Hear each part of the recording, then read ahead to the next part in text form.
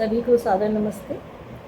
आज ही मैं दर्शन योग विद्यालय रोजड़ से 7 दिन का एक कैंप अटेंड करके आई हूँ। उस कैंप में धर्म, अध्यात्म, जीवन के विषय में बहुत सारी अच्छी बातें सिखाई गई और प्रमुख वक्ता जो थे हमारे, जो कक्षाएं ले रहे थे, वो थे स्वामी विवेकानंद परिव्राजक। स्वामी जी ने हमें बहुत ज्ञान दिया, बहुत कुछ सिखाया और साथ में स्वामी जी ने एक बात और कही कि यहाँ से आप जो भी लेकर जाएं इसे प्रसाद समझें, और प्रसाद तो व्यक्ति अकेला नहीं खा सकता, सबको बांटना पड़ेगा। तो जो कुछ विचार मुझे वहाँ पे समझ आए, मैं थोड़े से आप लोगों के साथ बांटने का प्रयास करती हूँ। तो वहाँ पर जो सबसे पहली बात हमने सीखी वो ये थी कि जब हम संसार में आते हैं, संसार में जो कुछ भी हमें मिलता है हम उस पर अपना कब्ज़ा जमा लेते हैं, हक जमा लेते हैं। मेरा है, मैं करूँगा, मुझे चाहिए, इस सब के उपभोग मैं करूँ। स्व स्वामी संबंध का परित्याग करो, यही हमारे दुख का कारण है। स्वामी जी ने बताया कि जैसे आप यात्रा करते हैं, किसी होटल में ठहरते हैं, वहाँ चाहे कितनी ही सुविधाएं मिल जाएं, तो आपको छोड़नी है, हमेशा के लिए आपकी नहीं है। संसार में भी ऐसा है। ईश्वर ने बहुत भाग्यशाली है अगर आपको सुविधाएं दी, तो उसका धन्यवाद कीजिए और याद रखिए आप उसके स्वामी नहीं हैं, उसका स्वामी परमेश्वर है। तो इसी भाव से उसका उपयोग करो। जैसा वेदों में कहा, तेन त्यक्तेन भुंजीता, त्याग पूर्वक भोग करो, लालच मत करो, उसके साथ जुड़ मत जाओ कि बस जैसे तैसे मैं इसको अपने पास अपने लिए तक सीमित रख लूँ।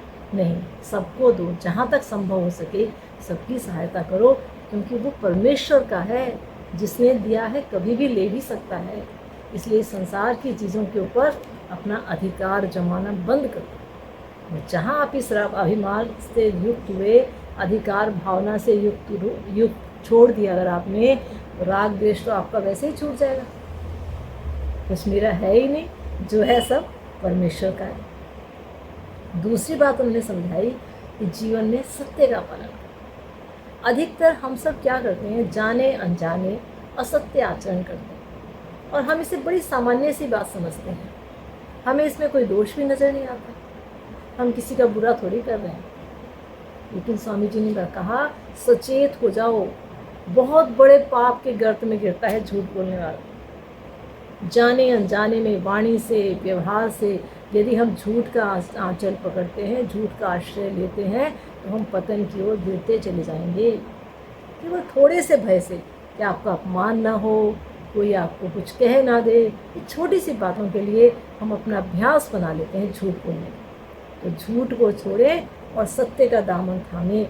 देखिए, संसार में आपकी प्रतिष्ठा बनेगी, आप स्वाभिमान से जिएंगे, तनाव रहित हो जाएंगे। झूठ बोलने वाला हमेशा तनाव में रहता है, इसको ये बोला, दूसरे को क्या बोलूं, पकड़ा गया तो, और पकड़ा भी जाता है, पता भी चल जाती हैं, और तब आपका समाज में क्या हो जाता है, लोगों से विश्वास छूट जाता है। इसलिए स्वामी जी ने कहा कि झूठ को बंद कर दीजिए, जीवन में सत्य को धारण कीजिए, देखिए आप कितने सुखी हो जाएंगे।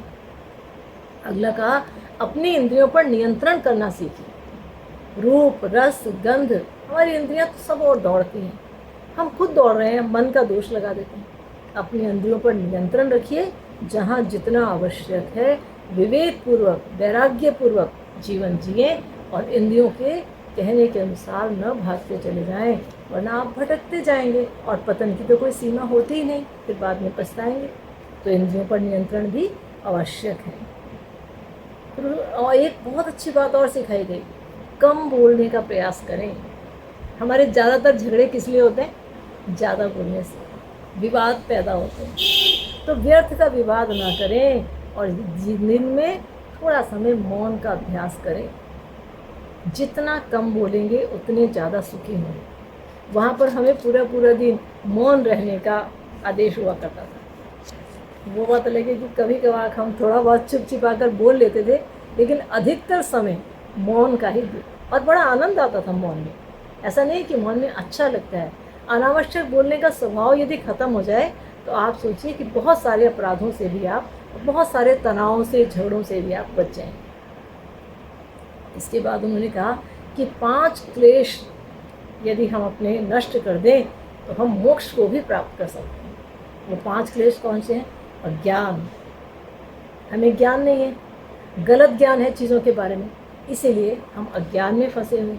विवेक को जगाएं, ज्ञान को प्राप्त करें, चाहे ऋषियों के पास बैठें, गुरुजनों के पास बैठें, चाहे वेदों का अध्ययन करें और संसार के विषय में ज्ञान प्राप्त करें। उन्होंने कहा संसार में एक भी वस्तु ऐसी नहीं है जो पूर्ण सुख दे सकती है, एक भी संबंध ऐसा नहीं है जो पूर्ण सुख दे सकता है। ये ज्ञान हमें है ही नहीं, अगर होता तो हम इनके पीछे इतने दीवाने क्यों होते? संसार की एक एक वस्तु उठाकर देखिए, बस थोड़ी देर के लिए सुख है, उसके बाद महान दुख है। संबंधों को देखिए, थोड़े समय के लिए दुख है तो वो दुखदायी हो जाते हैं, सुख थोड़े समय के लिए सुखदायी, उसके बाद बड़े समय के लिए दुखदायी। तो इसलिए अज्ञान को दूर करें, विवेक जगाएं, वैराग्य जगाएं। जब विवेक जगेगा तो वैराग्य आएगा, और जब वैराग्य आएगा तो हम समाधि की ओर जाएंगे। और समाधि हमें किससे मिलाती है? ईश्वर से मिलाती है। और यदि ईश्वर से मिलना हो गया तो मोक्ष तो मिल ही जाएगा। इसके बाद उन्होंने एक और क्लेश है यहाँ पे, राग और द्वेष। राग और द्वेष में हम फंसे रहते हैं, ये मेरा है, किसी को भी हमने अपना माना और फिर वो हमसे जब छूटे तो हम दुखी हो जाएं। ऐसे ही किसी से हम नफरत करें, किसी से ना ज़्यादा प्रेम करो, ना किसी से नफरत करो, द्वेष करो। राग और द्वेष दोनों से बचो, अहंकार से बचो। संसार में जरा सी हमें कोई सुविधा मिल गई, जरा सा कोई ज्ञान प्राप्त हो गया, जरा सा कोई पद प्राप्त हो गया तो अहंकार में खो जाते हैं। तो अज्ञान को दूर करें, अहंकार को दूर करें, राग द्वेष को दूर करें।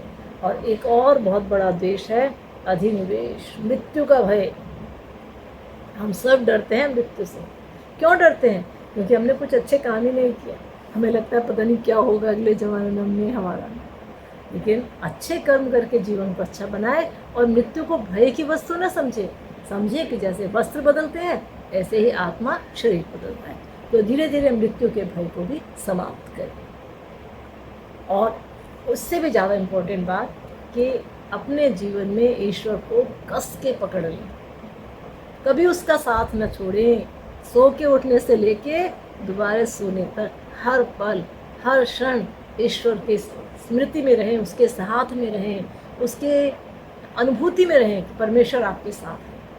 उससे पूछ कर कार्य करें, जिससे कभी भी गलती करने से आप बच जाएंगे। गलतियां कम से कम होंगी यदि आपको लगेगा कि ईश्वर मेरे साथ है। और नहीं कभी आपको दुख होगा, नहीं कभी निराशा होगी, नहीं कभी अकेलेपन का भय होगा। और ईश्वर का जप करें, ध्यान करें, भगवान का धन्यवाद करें सब कुछ देने के लिए। और ईश्वर स्मरण करते रहें। ईश्वर की जितनी कृपा हम पर होगी, जितना हम उनको ध्यान करेंगे, उतना ही हम सुख के रास्ते पर। तो ईश्वर प्रणिधान भी बहुत आवश्यक है। तो आप सब इनका पालन करें, मैं भी इनका पालन करने का प्रयास करूंगी। हमारा जीवन अच्छा हो, इसी भावना के साथ। ओम शांति।